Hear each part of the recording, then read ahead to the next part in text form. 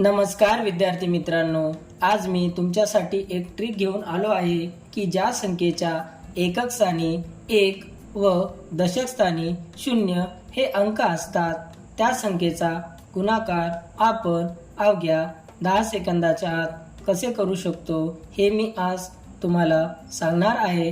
तर चला आपण व्हिडिओला सुरुवात करूया। तर विद्यार्थी मित्रांनो, आपण एकक स्थानचा अंक जसाच्या तसा लिहून घेऊ। त्यानंतर आपण दशक स्थानचा अंक सुद्धा जसाच्या तसा लिहून घेऊ। त्यानंतर आपण शतक स्थानच्या अंकाची बेरीज करू। 2 + 2 4। त्यानंतर तो अंक आपण इथे लिहू।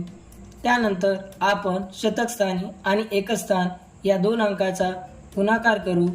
0 × 0 = 0, 2 × 2 4 आणि हा अंक आपण इथे लिहू।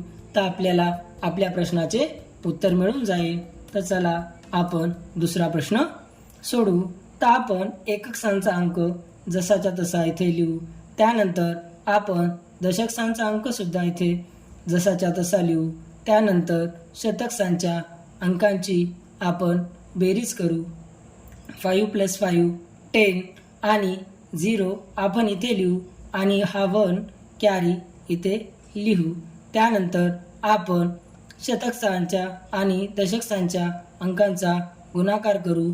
0 × 0 0, 5 × 5 25।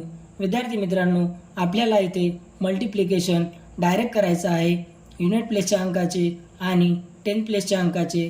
आणि हा जो कॅरी आला होता मी इथे ॲड करतो। 0 + 1 1, 5 as it is, 2 as it is आणि हा अंक मी इथे लिहितो। तर विद्यार्थी मित्रांनो, आपल्याला आपले आन्सर मिळून जाईल।